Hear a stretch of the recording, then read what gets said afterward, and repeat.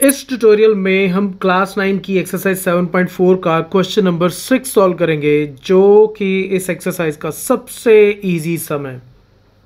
Show that all the line segments drawn from a given point not on it the perpendicular line segment is the shortest.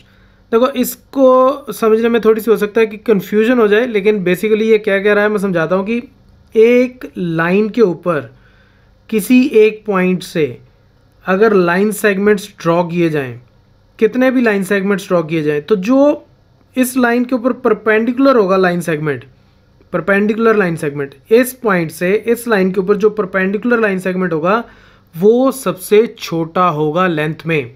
तो अभी हम एक काम करते हैं, कंस्ट्रक्शन करते हैं। एक तो इस पॉइंट को ए माना हमने, तो ए से ये पॉइंट बी है, तो ए बी एक हम परपेंडिकुलर ड्रॉ करते हैं इस लाइन के ऊपर। ओके, तो ये हमने एक परपेंडिकुलर ड्रॉ कर लिया। अब एक और पॉइंट लो, take another point P on C D. तो इस सी डी लाइन पे मैं एक और पॉइंट ले लेता हूं पी, तो इस पॉइंट को मैंने मान लिया P point. Okay, join A and P, तो एक लाइन में ये ड्रॉ कर लेता हूं। अब हमने किया गया, इस पॉइंट से एक तो लाइन सेगमेंट ड्रॉ कर लिया जो परपेंडिकुलर है, और एक और ड्रॉ कर लिया। वो पी पॉइंट यहाँ पे भी हो सकता है, यहाँ हो सकता है, यहाँ हो सकता है, इस साइड भी हो सकता है, इस साइड कहीं पे भी हो सकता है, राइट। लेकिन डेफिनेटली वो परपेंडिकुलर नहीं होगा।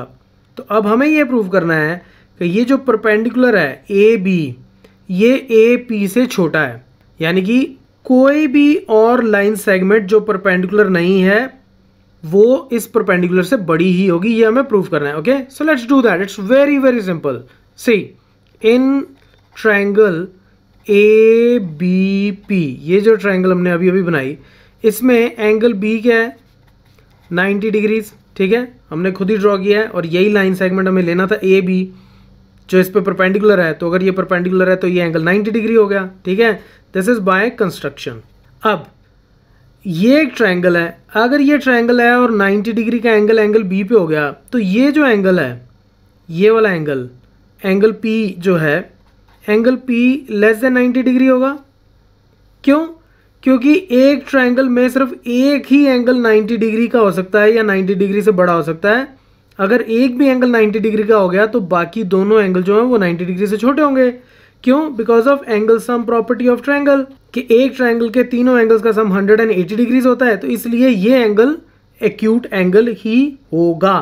तो इससे हमारे पास क्या आ गया कि एंगल बी जो है वो एंगल पी से बड़ा हो गया, राइट। ये 90 डिग्री है और ये 90 डिग्री से छोटा, तो ये एंगल इससे बड़ा हो गया। अब एंगल बी के सामने कौन सी साइड है, ए पी, वो किससे बड़ी हो गई, एंगल पी के सामने वाली साइड। और एंगल पी के सामने साइड कौन सी है, ए बी, जो कि ये परपेंडिकुलर लाइन सेगमेंट है।